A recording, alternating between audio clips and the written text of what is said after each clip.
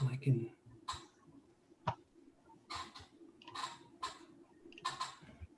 Om. Om. Om.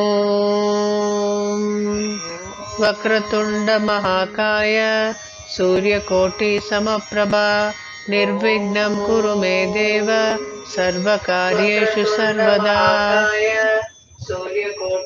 Saraswati Namastubhyam Varade Kamarupini Vidyarambam Karishyami Siddhir Bhavatu Me Sada Gurur Brahma Gurur Vishnu Gurur Devo Maheshwaraha Guru Sakshat Param Brahma Tasmai Shri Gurave Namaha.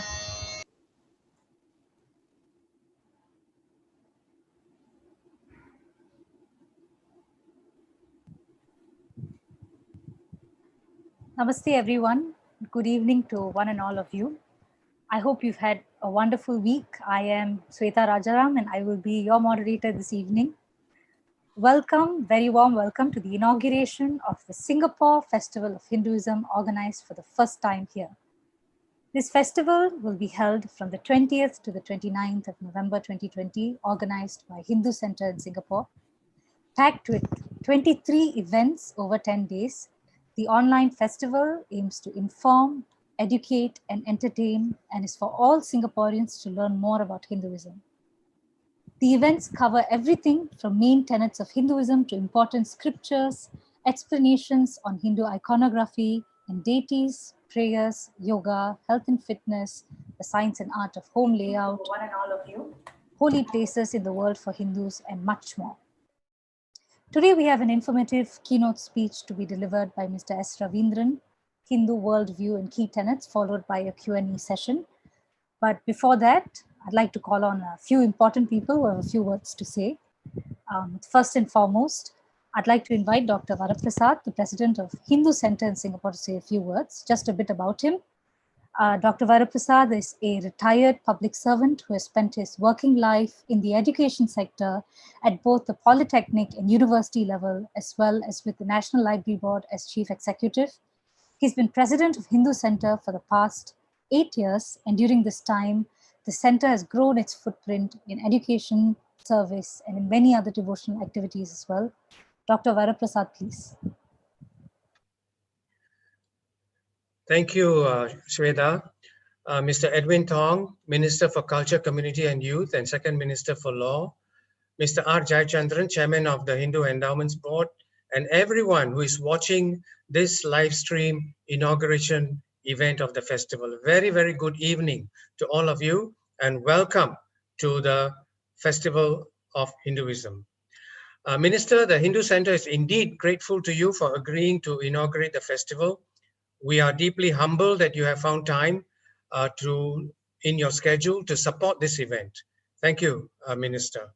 Our appreciation also goes to Mr. Jayachandran for being our special guest this evening. The Hindu Endowment Board has always supported our initiatives, and their support for this festival of Hinduism is greatly appreciated. Thank you, Jaya, for being here. Now, why a festival of Hinduism, you might ask? Let me try and address this question very briefly. There are two motives for organizing this event. If you ask the man in the street in Singapore to describe what he or she knows about Hinduism, you're likely to get one of the following responses. A, Hinduism has many gods. B, Thaipusam and firewalking are the major festivals of Hinduism. And C, perhaps, that Deepavali is the Hindu New Year, and so on and so forth. Now, part of this perception is also because Hindus themselves are a broad church, or should I say temple. They are ardent devotees of their favorite deity, but will also pray to all the deities. Many are followers of various learned gurus who are steeped in Hindu scriptures. Yet others are quite happy to just visit a temple on special occasions. You don't need to subscribe to any particular doctrine. Hindus can live easily with both the understanding of a supreme cosmic being, cosmic intelligence or Brahman, and with the very idea of many deities, and yet not feel conflicted. In Hinduism, everything is connected to the other and is connected to the divine.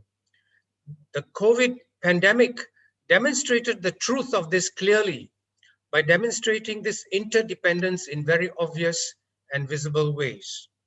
However, in the broader community, this looseness in doctrinal interpretation has been taken as license to take some liberties with the Hindu religion. For example, just in recent weeks, there was a craft beer on sale here, retail and online, which had as its brand image a picture of the popular Hindu deity Lord Ganesha. And more recently, an image of goddess Kali was featured in a Halloween tableau. I'm happy to say that both have since been removed after representation. I also observed that older Singaporeans have a deeper sense of cultural and religious decorum than younger ones. Hindus in Singapore are not likely to protest vehemently against such offensive imagery. Rather, they will prefer to act quietly behind the scenes to educate the people involved. The second motive is to take the lead from the International Conference on Cohesive Societies, which was held last year. We decided to follow through on some of the recommendations to bring societies closer to understand each other better. Hindu Centre's mission is to create a deeper understanding of Hinduism among Singapore Hindus. But this is no reason not to also educate and inform other Singaporeans. So this festival should be seen in this light. It seeks to provide a deeper understanding of the key tenets and worldview of Hinduism, the iconography of our deities, and how they relate to the Supreme Being, our chants and prayers, festivals and Hindu temples in Singapore, and what you can do and what you should not do when you visit. In addition, the festival will also feature Hindu culture of music and dance, food, health, yoga, architecture, numerology, and the Hindu calendar, as well as a virtual tour of Hindu holy places around the world.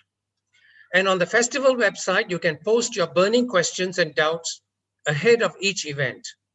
And also included in this festival is a book launch and also 2 children's competitions.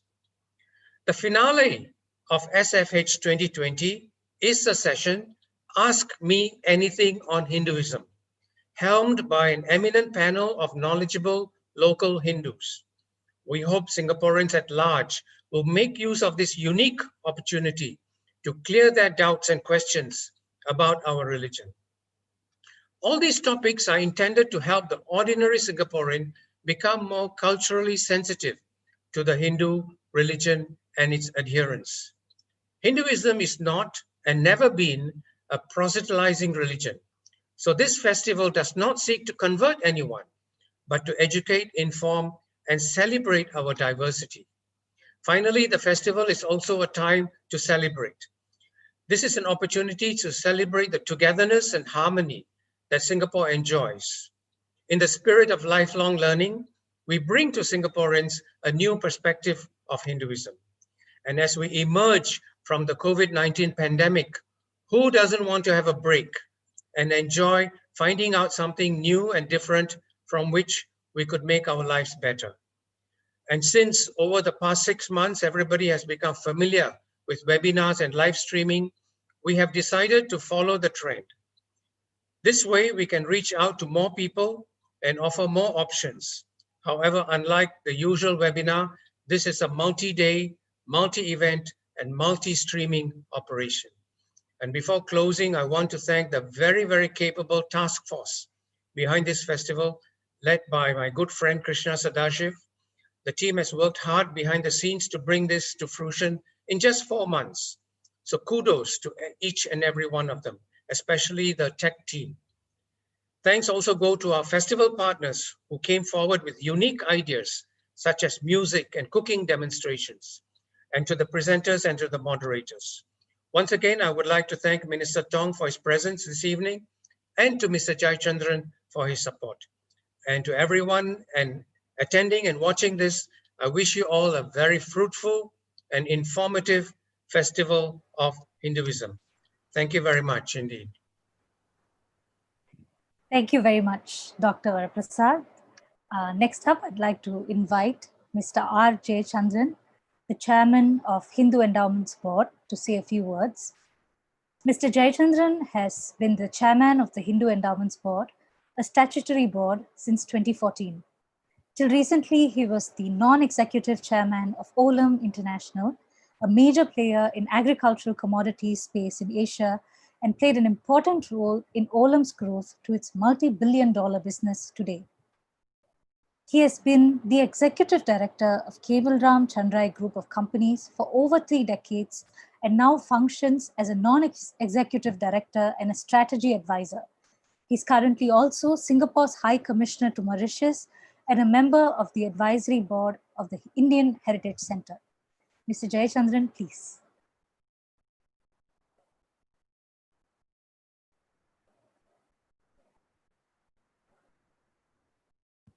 Hi, Mr. Jayachandran, I think you're muted.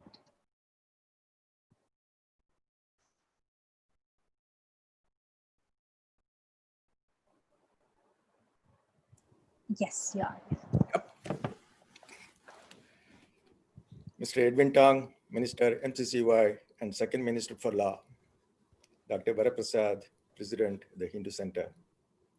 Presenters, youths, children, parents, and all the distinguished guests who are watching. Good evening. On behalf of Hindu Endowments Board, let me thank the Hindu Center for inviting me to this Singapore Festival of Hinduism. It is my great pleasure to be part of this inaugural session. I commend the Hindu Center in taking such a giant step in organizing this festival over 10 days. It is not an easy task to engage so many organizations, credible speakers, and attendees from different cross-sections of the community when the pandemic is on. In parallel, they are required to look into a vast array of technical details, given that the entire festival is conducted online. I'm happy to hear that the festival organizers have focused on ensuring youths and those from other faiths attend in large numbers. I'm sure it'll be an eye-opener for all of them. Even in a 10-day festival like this one, what one could cover would be the barest minimum of tenets, truths, morals, and the way of life as propounded in Hindu scriptures through the 4 Vedas and available Upanishads. And yet, on looking at the event's profile, it's very evident that the organizers have taken enough care and pains to pick and choose interesting topics useful to us in our day-to-day life. Music, dance, yoga, astrology, numerology, temple architecture, Vastu Shastra, god and deities, epics like Ramayana, sacred texts like Bhagavad Gita have all been featured with a couple of topics thrown in to attract the attention of children as well. There is a book launch too, Ramayana 108, authored by my good friend Prabhakar. When he was living in Singapore, I used to invite him frequently to talk on several subjects, more particularly on Valmiki Ramayana, on which he has done much research. His online classes conducted weekly are attended by many youngsters and elders alike from different countries. In short, I have never seen so far such a well-rounded approach to covering topics on Hinduism at any time and anywhere, as is attempted now by the Hindu Center in their maiden effort.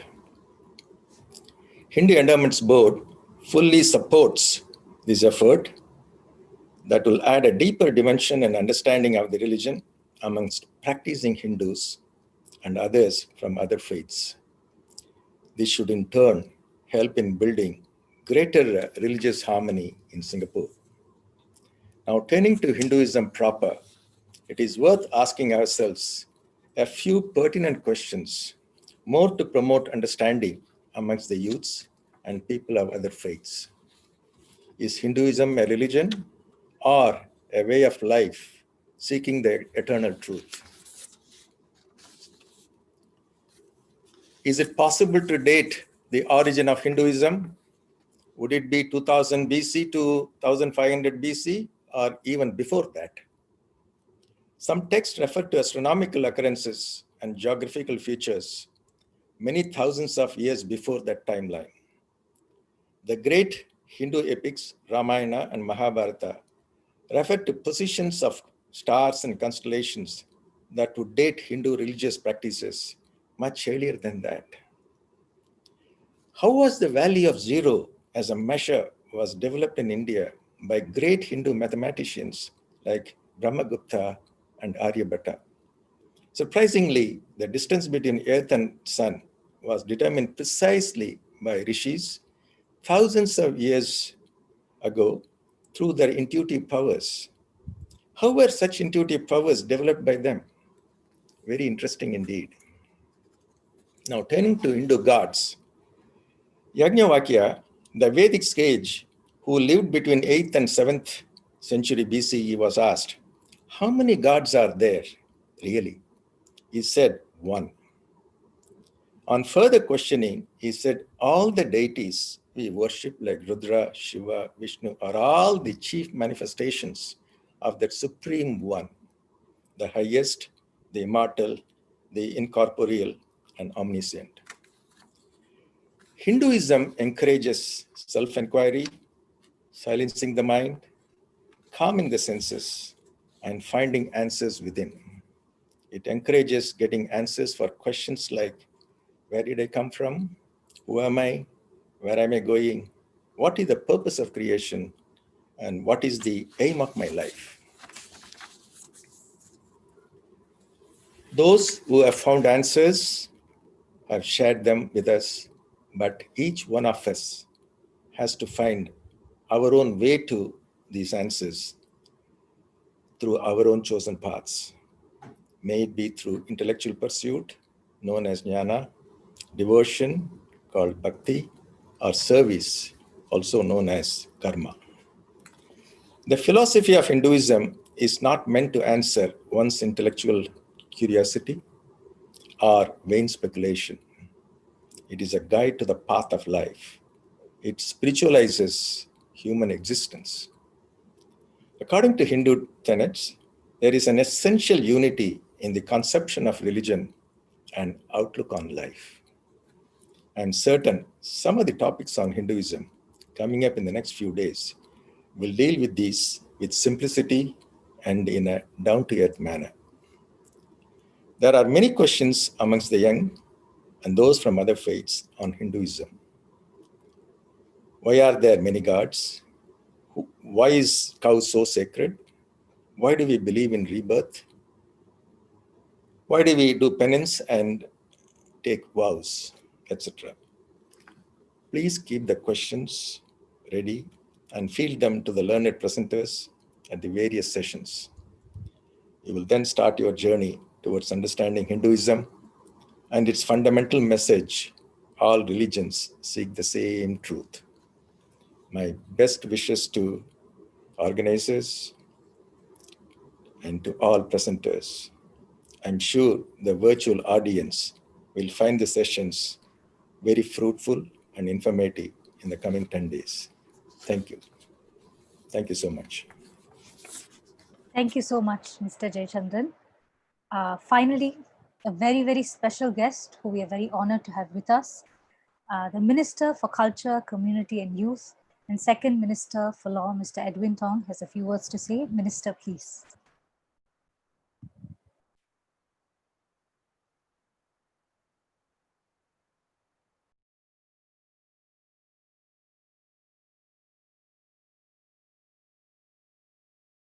Mr. R. Jayachandran, Chairman, Hindu Endowments Board, Dr. N. Varaprasad, President, Hindu Center, Mr. Krishna Sadashiv, Chairman, Festival Organizing Committee, guests, friends, good evening. I'm so very happy to be here at the launch of the first ever Singapore Festival of Hinduism. Hinduism is a religion with more than 5,000 years of history. Its presence in Singapore can be traced back to the 7th century AD, when Temasek was a trading post of the Srivijaya Empire. Singapore's oldest Hindu temple, the Sri Mariamman Temple, was established in 1827, just 8 years after the founding of Singapore. It is also one of Singapore's cherished national monuments. Today, Hinduism is a major religion practiced by over 200,000 people in Singapore. Foreign visitors would have come across many of the beautiful Hindu temples around Singapore, a vibrant and unmistakable feature of our landscape. Singaporeans, regardless of race or religion, would also be familiar with Deepavali, the festival of lights which took place just last weekend. Those of us who have attended Hindu weddings would have witnessed the tying of the tali, an exchange of flower garlands. Our religious communities play prominent roles in the diverse, harmonious, and multicultural society which Singaporeans are proud of, and quite rightly. Living in a multicultural society presents us with the opportunity to celebrate cultural and religious festivities together as Singaporeans. It also requires all of us to make a conscious effort to reach out and deepen our understanding of people, beliefs, and practices outside of our own ethnic and religious communities. This will always be something that we need to continue to work hard at. Everyone has a role to play in strengthening our social harmony, which is really the bedrock of our strong society. I call upon community and religious organizations to work in partnership with MCCY. Together, we can create more opportunities for interfaith sharing with the wider Singaporean community. In this regard, I would like to congratulate the Hindu Center for working with the Hindu Endowments Board and other community partners to organize the Singapore Festival of Hinduism with the theme Living the Hindu Life. As the first of its kind, this festival is commendable. It is a ground-up initiative for Hindus and non-Hindus alike to gain a better understanding of Hindu beliefs, practices, traditions, and festivals. Over these 10 days, there will be an array of 23 online activities covering the basic tenets of Hinduism and various topics such as health, food, music, and many more in relation to Hindu life.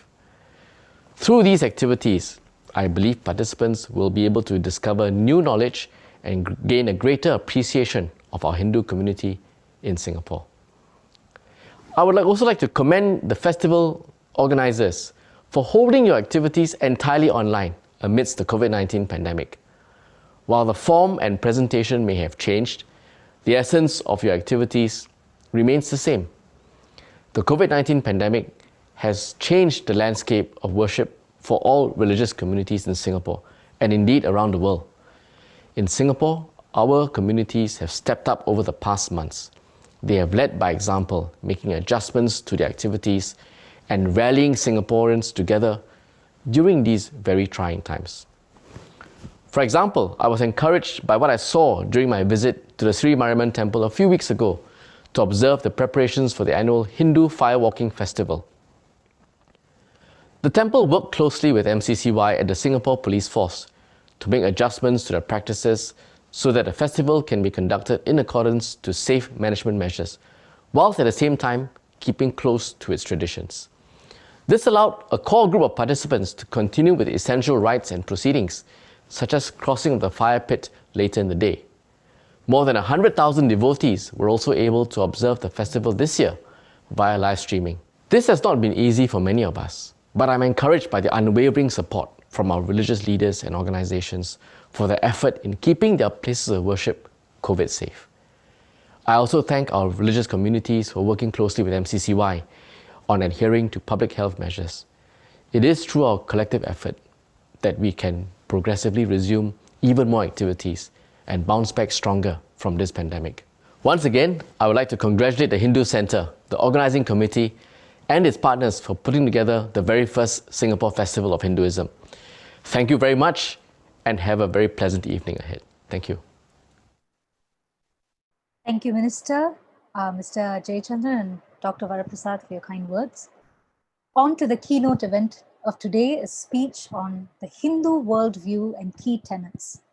Hinduism is the oldest of all living religions, practiced by approximately 1.2 billion people around the world. Its varied rituals, philosophies, temples, mysticism, and ways of living have sometimes prompted the question as to whether it is an organized religion at all. So this talk will show the existence of a common thread based on the scriptural authority of the Vedas, running amidst the diversity perceived.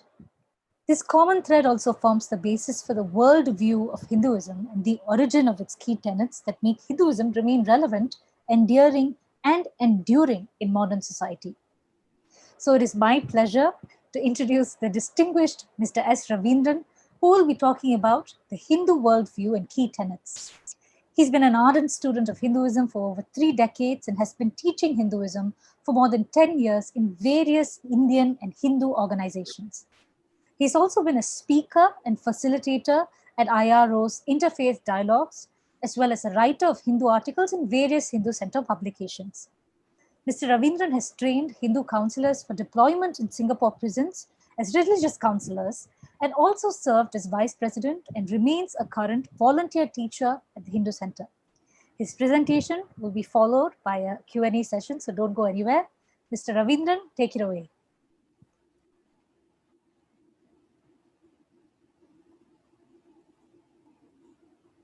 Thank you, Shweta. Namaste. Good evening, ladies and gentlemen. And once again, a warm welcome to the Singapore Festival of Hinduism 2020. It is indeed my pleasure and privilege to be part of this inaugural festival involving many Hindu organizations and Singaporeans of all races and religions. Hinduism, worldview, and key tenets. To an outsider in Singapore, the popular imagery of Hinduism would primarily be one of a mixture of temples, rituals, worship, white or red dots on foreheads, ladies in colorful saris bedecked with lovely jewelry, public processions like kavadi, fire-walking, chariots, and finally food like thosai and curry. But what is Hinduism? Is it just this, or is there an underlying philosophy and ideology to all this? What is the worldview of the Hindu tradition? What are its key tenets? In the next 30 minutes, I hope to touch on some of these points and more. Sarve bhavantu sukhinaḥ is a popular prayer in the Hindu tradition. It translates into, may all beings be happy. Yes, being happy, peaceful, contented, and without sorrow. Isn't that what we all want as long as we are alive? Every human being on this planet, regardless of his faith, skin color, nationality, intelligence, social status, rich or poor, wakes up each day with the primary purpose of wanting to be happy and avoiding sorrow.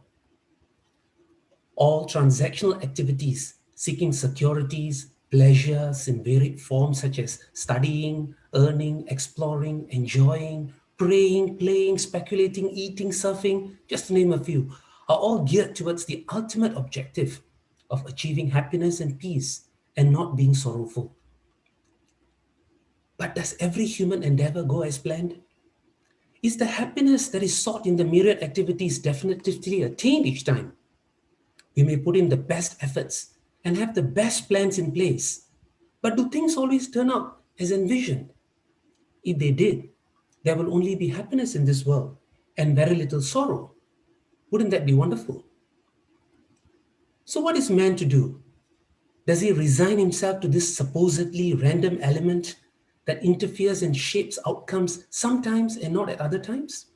Or does he try to discover, manage, or even try to control it in his favor? Is this at all possible? It was this imperative to discover, understand, and shape this unknown factor that led to the origin of the Hindu tradition way back in the Indus Valley at around 3000 BC. The people living in the cities of the ancient Indus civilization that included ancient cities like Mohenjo-daro and Harappa perceived an order in the universe. An order that was seen in the timely arrival of seasons, the migration of birds, the shedding of leaves, rising of the sun, the falling of the snow, and they ask themselves, surely there has to be an intelligence behind this universe that has been put together in such an orderly way. There has to be an intelligence that ensures the order and non-randomness in nature. They then sought to know this intelligence with the hope to pacify, befriend, and be favored by it, such that their actions can yield results as planned or better than planned. In their case, their expected results were simple, such as timely annual rainfall, absence of famine and diseases, good harvests, and abundance of cattle and domestic animals. As they sought this intelligence behind the creation, there existed amongst them some people with high degrees of spiritual evolution, known as rishis. And to these rishis was revealed the information about this intelligence that shaped outcomes, an intelligence that we call God or divinity.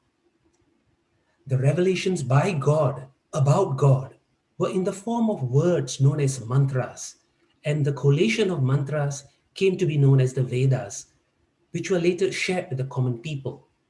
The Vedas are thus the oldest and most authoritative scriptures of Hinduism. Putting it another way, Hinduism is the religion of the Vedas.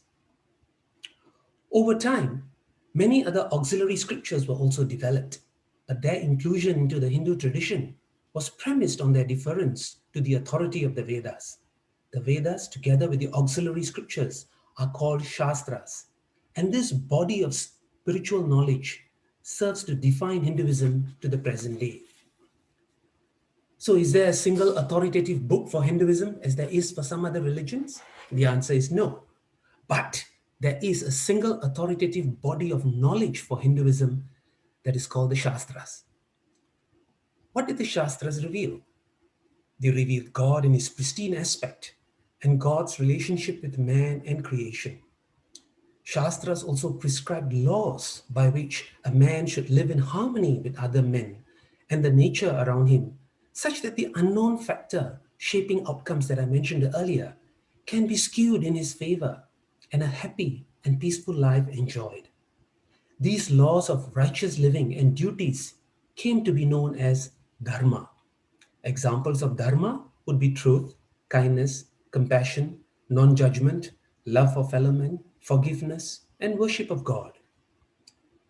Man's adoration of God and leading a life of righteous living or Dharma thus started with the objective of achieving successful results in actions and avoiding unexpected outcomes.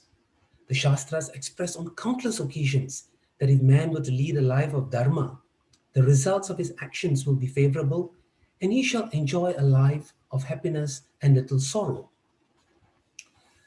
The law that connects Dharma with favorable and unfavorable outcomes was the law of karma, whereby one reaps good, happy fruits as a result of actions aligned with Dharma and bad fruits laden with sorrow for a life of non-Dharma or adharma.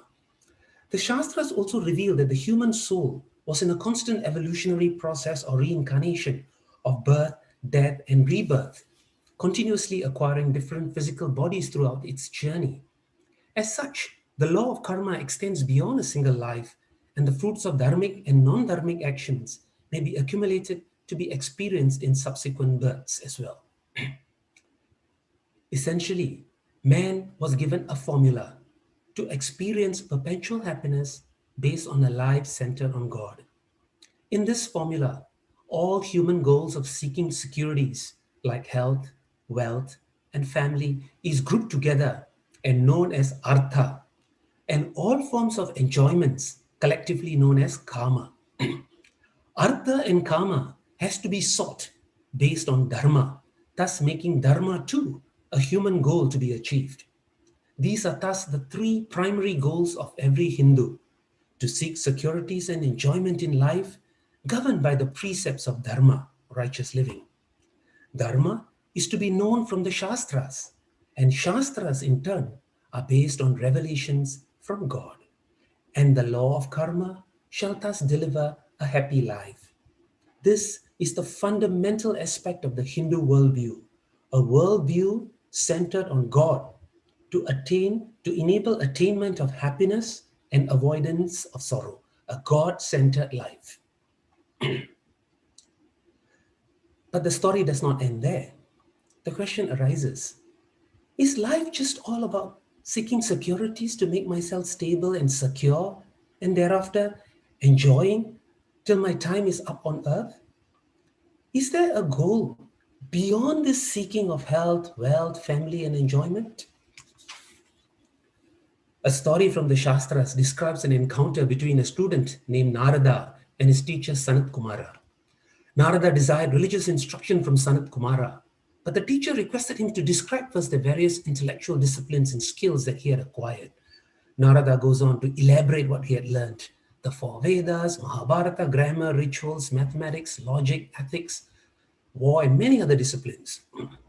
At the end of it, he confesses to his teacher that in spite of all the knowledge that he has mastered, he was in sorrow and requested his teacher's help in overcoming it. The Hindu tradition, via this story, was implicitly highlighting the limitations of secular knowledge and the limits of seeking a life of wealth and pleasures. Seeing these limitations of seeking wealth, family, and enjoyment, some men try to discover this supreme intelligence that has been enormously graceful thus far. While living a life of Dharma, man had merely adored and revered God from a transactional standpoint. He now seeks to go beyond this transactional relationship and wants to discover the nature of God. For such seekers, a particular portion of the Shastras, known as the Upanishads, reveal the nature of God and a means for man to realize this. In the process, man can also free himself from the repeated cycles of birth and death. This goal of seeking to discover God with no other objective in mind is the final goal of Hindus and is known as moksha, or freedom from the cycle of repeated births and deaths. A transactional God-man relationship present in seeking the previous goals of artha, kama, and dharma has evolved into a relationship of seeking to know the Creator himself. A God-centered life to ensure attainment of securities and pleasure has evolved into a God-seeking life. In sum, the Hindu worldview is as follows. There is the fundamental human problem which none can deny and extends to every human on earth. A problem whereby efforts to seek health, wealth, enjoyment, relationships do not always turn out favorable and at times disappointing. To ensure that these goals are fulfilled without disappointment and to shape the unknown factor favorably, man can lead a life of dharma, which includes worship of God.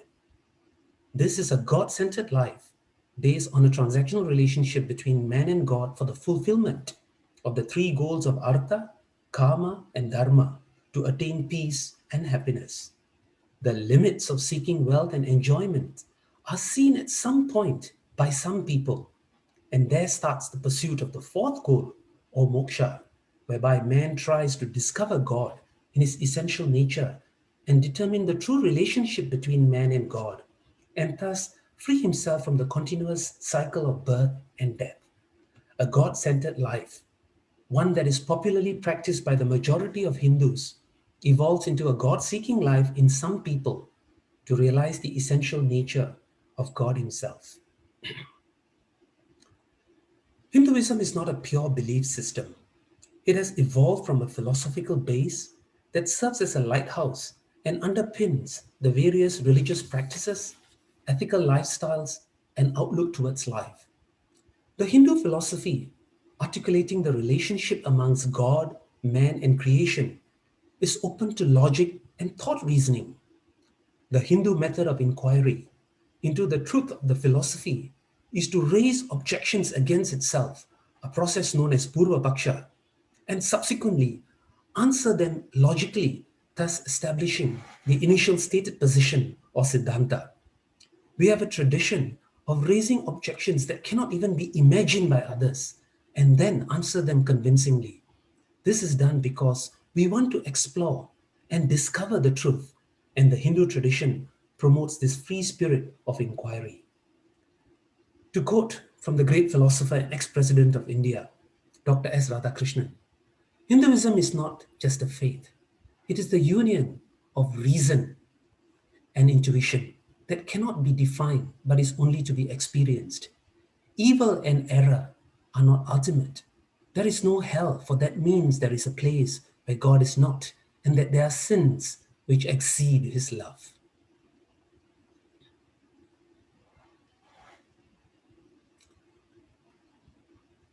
For the next part of the presentation, I shall cover the key tenets of Hinduism. The word Hindu comes from the river Sindhu, which flows from the Himalayas to the Arabian Sea in the northwest of the Indian subcontinent. The civilizations east of the river Sindhu, which is the modern-day Indus River, were called Hindus by the people living to the west of the river and others who traveled and settled in the area over time. Hence, we have Hinduism, an English word. The more appropriate word used in Shastras is Sanatana Dharma, or eternal religion, eternal order. The key tenets of Hinduism are scriptures, God and creation, soul, Dharma, and karma. First, Hindu scriptures. As mentioned earlier, Hinduism may be called the religion of the Vedas. There is no single authoritative book for Hinduism, but there is a single authoritative body of knowledge known as Shastras. There are two broad categories of Shastras: God-revealed Shastras and human-authored Shastras. The former, called Shruti, includes the Vedas and further revelations of God called the Agamas. Human-authored Shastras are called Smritis. Smritis are auxiliary scriptures developed by man but based on the God-revealed Shruti. Smritis elucidate the eternal principles contained in the Shruti and are very much influenced by the time, place, and circumstances under which they were composed. Examples of Smritis include Ramayana, Mahabharata, Bhagavad Gita, Tirukkural, and various Puranas. It must be remembered at all times that the Smritis are subordinate to the Shruti. The beauty of this twofold structure of the Shastras is that it allows for eternal, unchanging principles to be enshrined in the Shruti, whilst allowing for man to dynamically modify certain precepts to keep pace with changing times and circumstances. For example, speaking truth is an eternal, unchanging principle, whereas a dress code to enter a temple is something that should change with time, place, and circumstances. Hence, the former is in the Shruti, whilst the latter is in the Smritis. The authority to modify and develop new Smriti lies with Hindu spiritual leaders and collectively with the Hindu community. In short, there are elements in the human-authored Shastras that allow for change while keeping the God-revealed scriptures intact, a changing component and an unchanging component. This unique feature in the Hindu scriptures has enabled Hinduism to remain dynamic, adapting itself throughout its history to keep pace with modernity. This has also been a key reason why Hinduism did not go the way of its now extinct contemporaries, such as the Greek, Egyptian, and Mesopotamian traditions, but continue to remain alive and vibrant today after 5,000 years. Next, God and creation. The Shastras reveal that there is one God in Hinduism. He is formless, eternal, infinite, omniscient, omnipresent, and omnipotent. The formless aspect of him is sometimes referred to as Brahman, which means infinite or limitless. For the sake of man, God, though, assumes a multitude of forms to suit different preferences and temperaments of man, to enable man to worship and adore him in a suitable way. Just as one person can assume the role of brother, father, son, and friend, but still remain as one person, God may have many names, God may have many names and forms, but behind all of them is the singular supreme intelligence of Brahman. This is to allow each of us to worship him in the form we like best. Hinduism recognizes that human beings differ in their emotional and intellectual makeup, and as such, this choice is given to man for his preferred form of worship. It is these varied forms that have often led to the misunderstanding that there are many gods in Hinduism and that Hinduism is polytheistic. Hindus worship the one supreme being in many forms. There is only one God in Hinduism. The various forms of the one God are represented symbolically in statues, images, and pictures, leading to a tradition of ritual worship associated with forms. The so-called idols are symbols representing the various attributes of God, akin to how a country's flag is a symbol representing the attributes of its people. It is the ideals that are portrayed via the symbols and iconography that is worshipped rather than the idol itself. Therefore, it is only fitting to say that Hindus are ideal worshippers and not idol worshippers, again, as commonly misunderstood. The worship of deities enables one's mind to concentrate on the one reality behind the many. It is difficult for most of us to think of something that we have yet to experience through our senses. The formless God or Brahman cannot be perceived by the senses.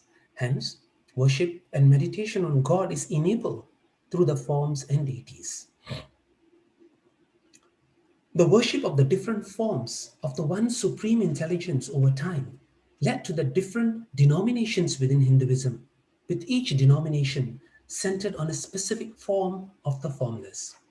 The largest denominations today are Shaivism, Vaishnavism, and Shaktam, which have Shiva, Vishnu, and Devi respectively as the principal forms. The ritual worship of each of these different forms too is unique to the particular deity. Hindu temples are constructed and operated with a specific central deity with the other deities present alongside. A major reason why Hinduism can sometimes be difficult to understand is its diversity. Hinduism is not a monolithic tradition. Besides the major denominations, there exist numerous subdivisions and sub-schools or paramparas. The tendency to overlook this diversity is the common first step to a faulty perception of the Hindu tradition. However, beneath this is an underlying commonality of fundamental principles which serve to define the Hindu tradition, and these can be seen clearly if Hinduism is studied methodically.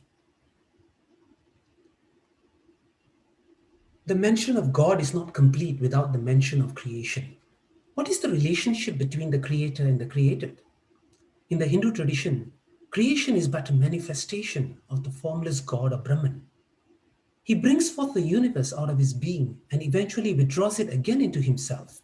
This is similar to a spider spinning its web using material from within. The manifestation and subsequent dissolution of creation is dependent upon God only, who is also the substratum of the entire creation. This vision makes God the material and the efficient cause of the universe. He is the creator and he is the creation. He is both immanent and transcendent. There is no corner of creation in which God is not present. He is not a remote God who rules from above, but an intimate Lord who abides within all as the essence of everything. This model of God and creation revealed in the Shastras offers the possibility for the discovery and realization of the immanent God by man here and now. Hinduism thus starts with the belief in God in the pursuits of the three goals of Artha, Kama, and Dharma. But this belief is verified and validated in the final discovery and realization of the immanent God in the fourth goal of moksha that I mentioned earlier. The soul. What does Hinduism say about the soul? The imperative in Hindu philosophy has been to answer the question, who am I? Where did I come from? Where am I going? The Shastras say that we are more than the physical body, mind, emotions, and intellect. These are merely aspects with which we identify very closely every moment of our life, but which are temporary, limiting, and imperfect. Our true self is immortal, eternal, perfect, and unlimited. The seeking of the soul's original nature and its true relationship with God and thereby freeing itself from the repeated cycles of births and deaths is the goal of moksha. The soul's embodiment in a physical body and repeated births are thus for the purpose of evolving the soul gradually closer to its original true nature. We are thus immortal souls, living, growing, and maturing in the great school of earthly experience in which we have lived many past lives. The tools for the evolution of the soul are also given in the Shastras, namely leading a life of Dharma and understanding the operation of the law of karma. Knowing this, the Hindu sees life as an opportunity for spiritual growth, and death is not the end of existence of the soul, but merely a milestone in its continuous journey. Next, Dharma. When the universe was created, divinity, a god, endowed it with order, laws to govern creation. Just as there are physical laws, such as the law of gravity, there are laws for man to peacefully exist alongside fellow men in creation. This is known as Dharma. Shastras reveal Dharma and directs man to live righteously. The average human being is filled with likes and dislikes. Often we let these likes and dislikes govern our decisions in various situations instead of doing what is right. What we like may sometimes not be what is right. However, when we follow Dharma, we are in conformity with the truth that inheres and governs the universe, and we naturally abide in closeness to God. If our values are consistent with Dharma, our actions too will be dharmic. If it is otherwise, our actions become adharmic. There are certain values that apply to everyone. Such values are called universal values. For example, the very fact that all of us do not want to be lied to or be hurt verbally or physically allows us to infer that we should not do unto others what we do not want to be done unto us. Therefore, regardless of race, religion, place, time, certain universal values like telling the truth and not hurting anyone would apply to everyone. This moral scheme, which is already known to us all through inference and from our own experiences, is known as Samanya Dharma. Examples include truth, non-injury in thought, word, and deed, patience, compassion, just to name a few. When Samanya Dharma is interpreted to suit a particular situation, it is known as Vishesha Dharma. This includes the duties associated with a particular role that we may have in society. Samanya Dharma is one of the unchanging components, while Vishesha Dharma is one of the changing components in Hinduism that I mentioned earlier. This enables Hinduism to regularly reinvent itself and adapt to changing time, place, and circumstances. Next, karma. Karma literally means action, and the law of karma is the universal principle of cause and effect, action and reaction, which governs all life. In the Hindu view of life, death is not the end. Our Shastras define birth as the moment when the soul occupies the body and death as when the soul leaves the body. However, death applies to the body alone, while the soul moves from birth to birth in succession. This concept of rebirth or reincarnation is known as Punarjanma in Hinduism. There are thus two possibilities for the soul to experience consequences of deeds after death. One could be the immediate birth in a new body, or the soul may go to another non-physical realm, or loka, where there is the partial reaping of the fruits of good dharmic deeds as comfortable experiences and bad non-dharmic deeds as painful experiences. These realms are not permanent destinations, and after these experiences, the soul is again born on earth to continue to reap the fruits of remnant karma. Reincarnation thus gives us a logical explanation for the so-called inequalities that people are born with, such as physical and intellectual shortcomings, and the different favorable or unfavorable family environments that one is born into. There is a popular misconception that karma and dharma pertain to just physical action. This is not true. There are also consequences to not practicing dharma at the level of speech and thoughts. Example of non-dharmic activities here would be hurtful speech, jealousy, arrogance, and harboring of hatred. As such, it is essential that in addition to dharmic physical actions, one also entertains dharmic thoughts and wields speech that is aligned with dharma. So, what is Hinduism's unique value today? There are good reasons for Hindus and non-Hindus alike to study and understand the nature of Hinduism. The vast geographical and cultural expanses that separate continents, people, and religions are becoming increasingly bridged as our globalized world grows closer together. thanks in no small measure to technology, internet, business travel, and global migration.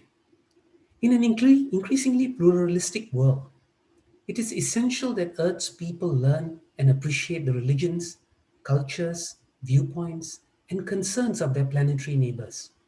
Hinduism, with its tolerance and acceptance of different faiths and beliefs in the all-pervasiveness of divinity, has much to contribute. Nowhere on earth have religions lived and thrived in such close and harmonious proximity as in India, and this is a testimony to the peaceful, loving, and accepting nature of Hinduism. Hinduism offers a peaceful, rational, and practical path for making sense of our world, for gaining personal spiritual insight, and as a potential blueprint for grounding our society in a more spiritually rewarding worldview. If you ask me if Hinduism can be symbolized by an object, I will point to the banyan tree. I came across this analogy in Dr. Julius Littner's book, Hindus, Their Religious Beliefs and Practices. The banyan tree has widespread branches and it sends down aerial roots, many of which in time grow thick and strong to resemble individual tree trunks. A single ancient banyan tree looks like an interconnected collection of trees and branches, and a single tree may have a canopy extending to more than 12,000 square meters. That's about the size of a football field. However, the same life-sustaining sap pervades the entire tree. Similarly, Hinduism is a collection of knowledge and practices based on the Shastras, a network of variety with the whole manifesting a marvelous unity in diversity. It is microcosmically polycentric, but macrocosmically one. Hinduism entered the 21st century with a fervent force as the religion with the third largest number of adherents after Christianity and Islam. Recent generations have started to discover the treasures of Hinduism and it's relevant to modern times. Many temples are coming up in different parts of the world. Communities are celebrating Hindu festivals, parading deities in the streets of Paris, Berlin, Toronto, and Sydney. Hindu students are going back to their tradition, turning to gods and temples, not because their parents say they should, but to satisfy their own inner need and improve their lives, to fulfill their soul's call. An increasingly globalized and connected world offers more opportunities for heightened awareness of Hinduism and diminishing of misconceptions. The key tenets and principles of Hinduism should thus be taught and shared by Hindus regularly, such that this enduring and endearing tradition of unity in diversity continues to flourish and thrive for centuries to come. I would like to thank the following members of Hindu Center for assisting me in this presentation. Thank you.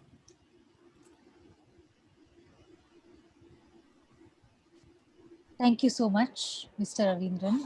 On to the question and answer session. I've learned a lot from this session, and I think you've managed to do a very difficult task, which is to really sum up what Hinduism is about to the best of your ability in half an hour. So that's truly wonderful.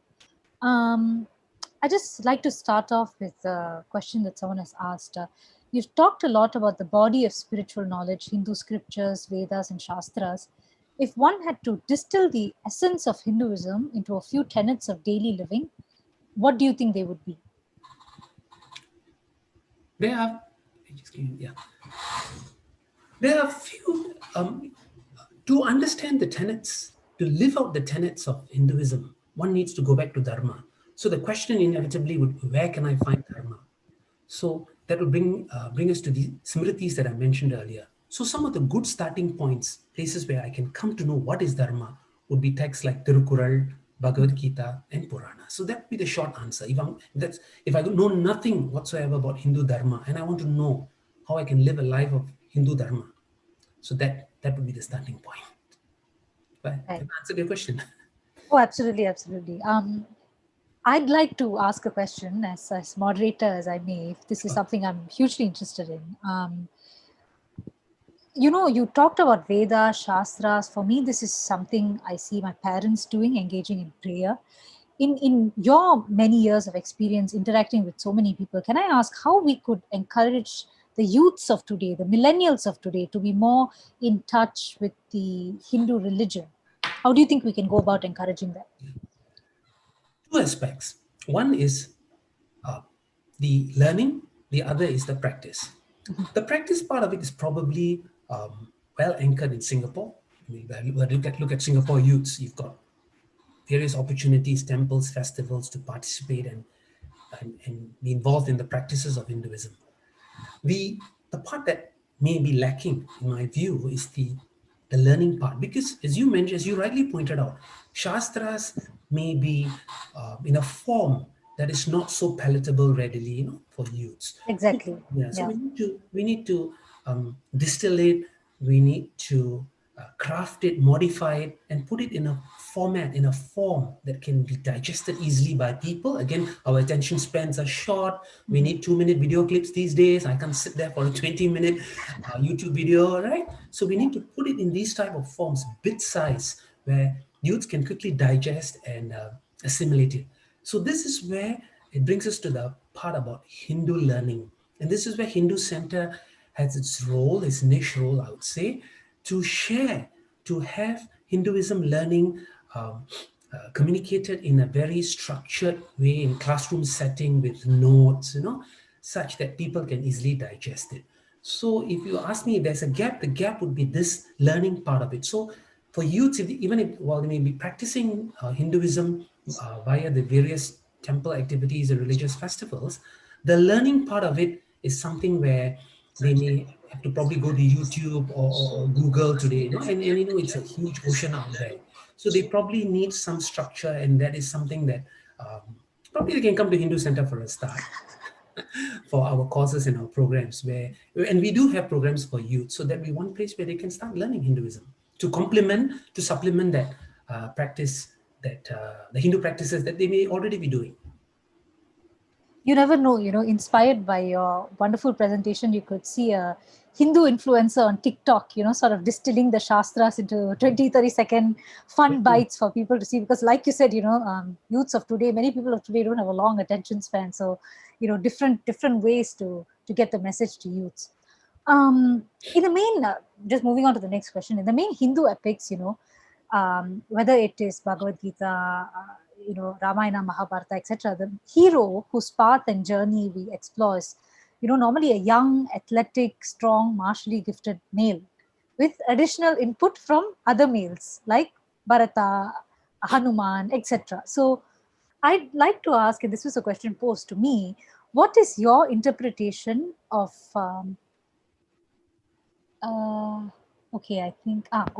what is your interpretation of what girls reading the epics can understand? Are they sort of relegated to being the damsel in distress, someone like Sita, or the wicked witch of Surpanaka? What do you think girls can understand, young girls can understand from these epics? If you recall in my presentation today, I spoke about the part of Dharma, I spoke about Vishesha Dharma. Vishesha Dharma means it's the duties associated with your role.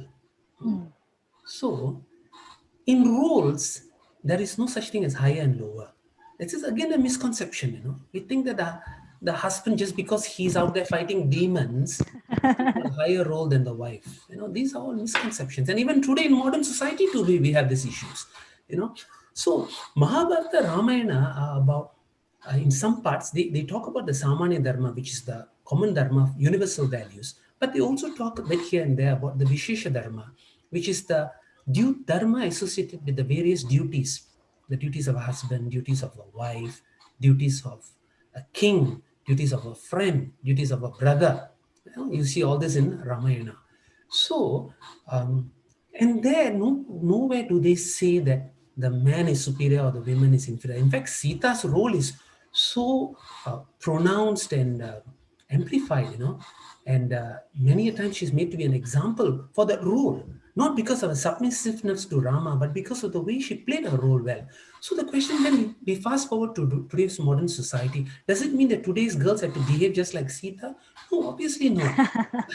But the rules have changed. Remember, I said Vishesha Dharma changes with time, place, and circumstances. So you don't live like Sita, but your commitment to the role that has been given to you or that you have taken upon has to be like Sita's commitment to her role. The roles are not the same, but the degree of commitment to the roles will be the same. That's what I'm trying to say. Because Vishesha Dharma changes. So today, whatever the role may be about the girls that you mentioned, young girls, the commitment to the role, the seriousness, the connectedness with God, these things don't change. And that is where we can use Ramayana, Mahabharata as examples. When you say committed to the role, what do you mean? Okay, that means whatever I've undertaken, I be dutiful about it. I use God as my co-partner in that journey. Mm-hmm. I live the tenets faithfully, honorably, with truth, with value, with respect for people. Those are the things. And execute my duties to the best of my abilities. So these are some of the things that we see out there with Sita. Ramayana, Mahabharata are not for us to go and mirror the lives into today's society, may not fit. Not all. There's the Samanya Dharma and the Vishesha Dharma. The Samanya Dharma, things like speaking the truth, showing love, kindness, compassion for fellow men, that is something that is applicable for all time. So those aspects of the Mahabharata and Ramayana is something that we should still be practicing today. But those pertaining to society, the societal roles, these are things that have changed to modern times. And these are not for us to go and copy wholesale in this century and time. Thank you for that. I think that's a very important distinction that you've made. Speaking of Bhagavad Gita, Mahabharata, this is something I'm curious about. Is the Hindu principle of ahimsa, or non-violence, consistent with the imagery of war and battle that we read about in two of these epic texts? What do you think about that? We have to define ahimsa clearly first. What is ahimsa? Ahimsa means non-violence without a valid reason. That's really what that's what ahimsa means. You see? So that naturally means that where there is a need to defend myself, or for a soldier to play his role as a soldier, violence, fighting is inevitable. And the outcome of fighting will be violence. So it's a definition sometimes that are misunderstood. So if I define ahimsa that way, then I don't have a problem with fulfilling my role as a soldier and fighting. Doesn't a soldier today carry arms and fight on behalf of his nation? And if we were to go to war with another country, it has to be done, right? Our boys doing national service will have to do that, right? Relevance today, absolutely, yes. Thank you for clarifying that. Can there be, this is something asked by a fellow participant, can there be a Hindu religious tradition outside Indian cultural tradition?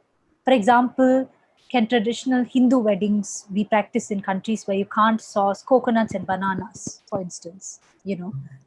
Like how Arabs and Malays can practice Islam while retaining their individual cultural identity. Is there that sort of separation there?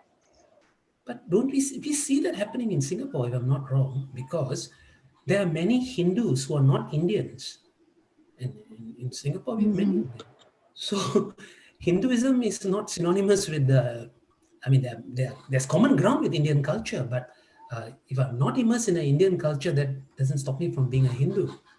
So you're talking about the paraphernalia and things like that are available. Sometimes, in the society or in the country in which I live, they may not be readily available. But it's the process of going through. We try to achieve it to the best of what is available there. So that's how people practice it these days, and it's practiced differently in different countries. The extent to which things are available. So there are no hard and fast rules on these things. Yeah.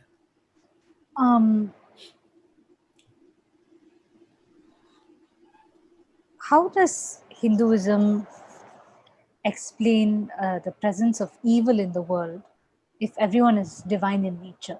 Does that say something about the nature of God? Presence of evil in the world. Where is evil present? Is there a monster like Avengers? You find coming from outer space? I have to clarify this with the person who asked the question, but yeah, no, that's a good point. Right? It's not like in Avengers where you find Loki coming in with the Chitauri force from outer space and attacking Earth. So we don't have an evil in a physical form externally. The evil is present in the minds of men. So that is where. So that is why the law of Dharma is something that was revealed in the Shastras for man to live according to the law of Dharma. And if he lives according to the law of Dharma, the evil will vanish. There is no absolute evil in Hinduism. There is no absolute evil in Hinduism, because that's why I mentioned the quote by Dr. Radhakrishnan, So there's no such thing as absolute evil. And so if there is no such thing as absolute evil, I'm guessing there's no such thing as absolute divinity as well. Absolute divinity, there is, because there is. There is, but there's no absolute evil. Yes. Okay. Yes. There is absolute goodness, and that is divinity, that is God, and God is the substratum of the entire universe that I mentioned earlier in this slide. He's the material cause as well as the efficient cause. So he's present everywhere, and he is goodness, divinity, love, kindness, compassion. So there is an absolute positivity in the universe. But not absolute if that positivity is not appreciated, if that positivity is not approached, is not sought, then there's a possibility of the evil surfacing. And that's in man's terrain itself that it surfaces. Okay. Just a second, I have a final question here. And if just a note to anybody else, if you guys have any other questions for Mr. Ravenderan, please feel free to put it on the Facebook Live comments. But before that, so what are the main doctrinal differences between different schools of Hinduism? Shaivism, Vaishnavism, etc. Shaivism, Vaishnavism, doctrinal differences are because the Shaivism, Vaishnavism came from the different agamas. Because I mentioned about the God-revealed Shastras, the Shruti.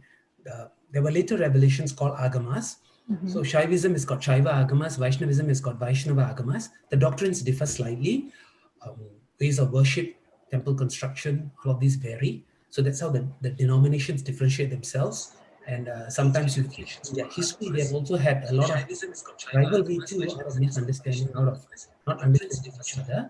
But the basis is one and the same. There's no difference in that. Just the ways of worship, the form that they worship is different. The stories, Puranas associated with that particular form varies.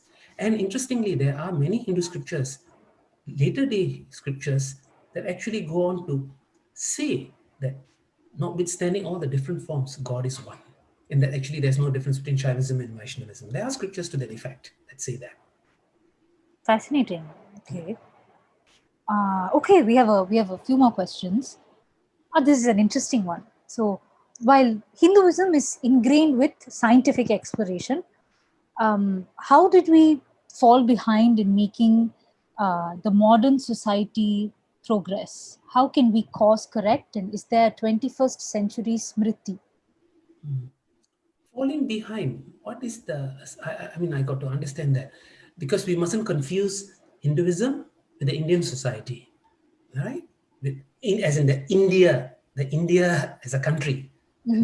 So that falling behind, if I were to see that as economically falling behind, scientifically falling behind, but that could be an outcome of what happened in India, and that could be the cause could be many, political leadership and things like that, many reasons, So we are probably talking not about the same thing, because this is in the domain of spirituality, religion. That is more on economics, politics, the type of leadership that was there, the type of societies that they lived in, and that's unique to India itself.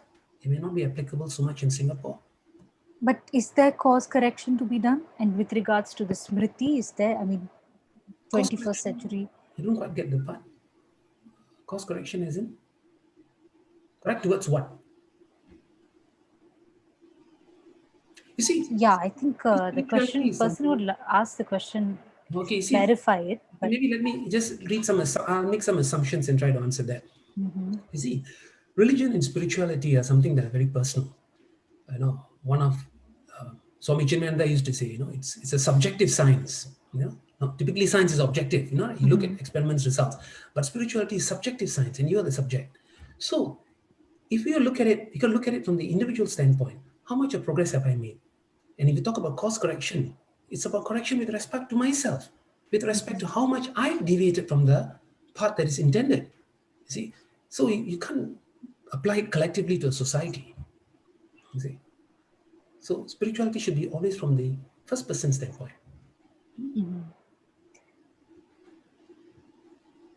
I'm always fascinated about Kali Yuga, this concept that the last of the four stages. I just like to hear your thoughts on that. There's something like that in every religion. What is your Christianity, assumption? What have you heard about Kali Yuga? Maybe you can share that with me. Then Kali Yuga. Essentially, that the world goes through this cycle of yugas, and the Kali Yuga is really approaching the end. What is this end? Are we getting there? Are we not? There's so many people saying so many things about it. What is it really? in the Hindu tradition, they talk about this cycle. Yes. Just like that. Yeah. So there's a cycle where that's why I mentioned earlier about the creation, sustenance, and dissolution of the universe. So Kali Yuga is the period of time before the dissolution of the manifested universe. What is interesting there is often this Kali Yuga is often colored by statements that's when evil will reign, goodness will disappear. These analogies that in Kali Yuga, Dharma will be walking on one leg and things like that. Oh, I didn't hear that. Okay, Dharma will be walking Because on one so leg. in the first Satya Yuga, I suppose Dharma is supposed to walk on 4 legs, and after that it becomes 3, then it becomes 2, and in Kali Yuga there's just 1 leg. It's a symbolism to show that Dharma actually declines, with passing time, and in the Kali Yuga is at its worst. But there is a silver lining to all this. It's not all doom and gloom. The silver lining is that in many shastras, including Mahabharata, they were actually, I can't remember who was the character, but Krishna will tell some character, one of the personalities there, that while Kali Yuga may have very low standards of Dharma, it also means that the barrier is lower, which means all the elaborate rituals and worships and meditations that you need to do in the other yugas, you don't need to do so much of that in Kali Yuga. The standards are basically low. Basically, you are from a top school, you have now come to a school where the standards are not very high. So it's very easy to pass. So you just need to do simple meditation, simple prayers. You don't need to do formal worship. This probably explains why Hinduism has that flexibility, with regard to worship, with regards to going to temple, all that. You see, that is provision for in the scriptures where you can be flexible. Why? Because the standards are low. So it's actually a motivation, because now the standards are low. You don't have excuses not to do it. Okay. That's a very optimistic thing to take away from Kali Yuga. Thank you for that. I think there's a question. This one's a big one. How does Hinduism justify the practice of casteism? Casteism. Okay. How did casteism start? Casteism started. Okay. The word caste is a modern day word. In the Hindu tradition, they talk about the 4 Varnas, right? Hindu Shastras, let me correct myself again. Smritis talk about the Varnas. Priest, kings, traders, workers. Now, that was ancient Indian society. Indus Valley civilization, second millennium BC. If you look at the history, ancient history throughout Europe, there was division of labor. It's called the feudal system. The nobles, the knights, they had, correct? They had that in Europe. If you look at ancient China, they had division of labor. They had the scholars, they had the warriors, they had the peasants. All ancient societies had division of labor. In division of labor, the status of high and low doesn't exist so much, because everybody need one another to function in society. To survive, yeah. To survive. So Indian society, ancient Indian society was no different from ancient European society and ancient Chinese society. It was no different. They also had division of labor, which was the 4 Varnas. The problem was that while with changing times, that was ditched in other societies, in India, it continued. And it took a shape, that's right. Form. Yeah, it took a shape and form today that is not recognizable from that division of labor that you see in that millennia. And this has got nothing to do with Hinduism. It is the Indian political evolution of Indian society and Indian political thinking and political process. And that you can't find an answer in Hinduism for that. It was the way things moved in society. So caste, the modern day caste system has got nothing to do with Hinduism. But it's so intertwined, isn't it? Exactly. Especially because a number of people use Hinduism to justify it. Exactly. And what's awful about it is that there's no social mobility as well. So in some parts of India, you can't rise just because of the caste you're born in. So what you're saying is that it shouldn't be intertwined. It's something that has no relation. But I want to highlight this is unique to India. In Singapore, we practice Hinduism. Do we have this problem? No. Do I have a problem with social mobility because I'm a Hindu or because I'm born into a particular caste? I don't have this problem. So you see, it's a problem that it's an Indian political and social problem. You see, and nothing to do with Hinduism. And I can say this why, because I'm a Singapore-born Hindu, and I never faced this problem. I never saw this as an issue. You see, so that is why I'm making the distinction very clearly that this is an Indian societal problem and not a Hindu problem. So important to sort of distinguish the two. Yes, and don't get the two mixed up. Yeah, you're right. Yeah, and you rightly pointed out, it's intertwined. And because it's intertwined, Hinduism is misunderstood and looked at in a bad light. That's right.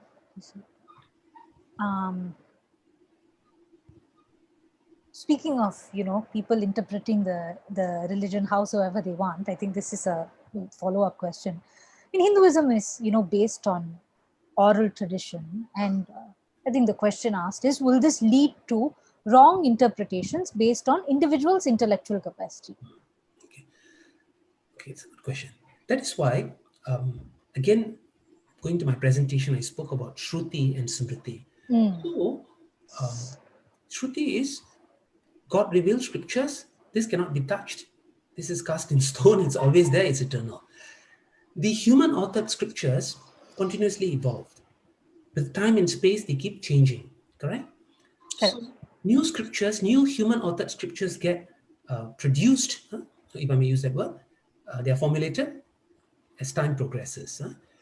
So the question then arises, who can write a Smriti, which is probably what this question is all about, really.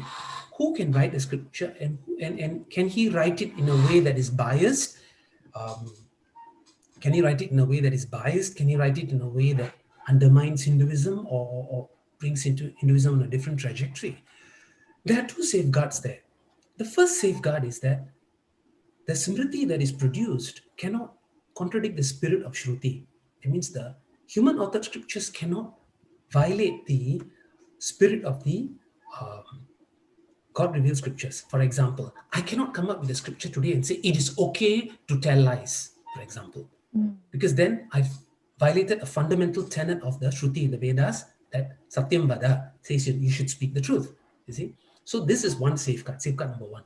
Second safeguard is the people who can write Smritis, who can put a Smriti in place, are people, they have this word called Shishtachara. I don't have a good English definition for that, English translation for that. Shishtachara means a person who is so, so immersed. A person who is so immersed in the Vedas is called a Shishtachara. Would this be something like a rishi or a sage? Would they be considered a Shishtachara? Higher than that. A rishi is a person who is able to receive insights from God. So you may not be able to find many rishis living in society, but you can find a Shishtachara. Shishtachara are people who are so immersed in the Vedas and immersed in the Shastras, such that they are in a position that whatever they can construct or formulate will be in line with the Shastras because they are so immersed with the Vedas. Whatever they formulate will be aligned with the Vedas. So these are called Shishthacharas, and they have the authority to write the Smritis, the human-authored scriptures. Right. Okay. Thank you for your very, very enlightening answers. I feel like I've learned a lot today. So to sort of sum everything up, would you have a final few words to say to sort of sum your presentation? I'll just say it from the standpoint of the Singapore Festival of Hinduism. I mentioned it earlier. It's just a point I think is worth repeating. The gap, if you ask me today, in Hinduism is the learning. I think we are good as far as practices goes, as far as festivals, as far as worship, as far as temples. I think we are doing great. I think where we need to plug the gap, especially with regard to the younger generation is understanding. My generation and my parents' generation are the type that would do things without questioning. Yeah. This cannot be said of the millennials and other Yeah, my sister and I won't. We will question everything. So you are absolutely right in that And regard. when you question, we have to give you an answer. Otherwise, it's not fair to expect you to do it. So this is where we need, this gap can only be plugged with a methodical learning of Hinduism. And this is something that as a Hindu community, we should look for opportunities to sustain it, to raise teachers, train, sustain teachers who can teach Hinduism in a structured manner, not just, give talks or discourses, but really teach Hinduism in a proper structured way. And if that can be done, I think it will be a huge step up for the next generation in their understanding of Hinduism. Thank you so much, Mr. Ravenderan, for the wonderful keynote speech. I sort of started the festival on such a wonderful, informative and enlightening note. Thank you so much. Thank you. And thank you to our Facebook live viewers for your unstinting support and very dynamic question, kept both of us on our toes. Just a note about tomorrow's events. We have some exciting things lined up. At 2 p.m., we have Hindu astrology and planetary effects. We'll have someone talking about that. At 4:30 p.m., we have the significance of Hindu rituals and a virtual tour of Singapore temples. This is going to be really interesting. And at 7 p.m., we have a glimpse into the sacred heart of the Ramayana, the book launch. So please show your support like we did today over the next 9 to 10 days. And this is a WhatsApp number for people to get event information from. Please add this number in case you can't see it. It's 87680532. Please add this number to your phone contacts and WhatsApp join to sort of join the publicity list to know more about the events happening and to know more about the exciting lineup in the Hindu festival and even beyond that. So again, 87680532. Thank you everyone for your wonderful support today. I've really enjoyed being your moderator once again. I'm Sweta Rajaram and have a very, very good evening ahead. Looking forward to see you all tomorrow. Good evening and namaste. On to our closing prayers.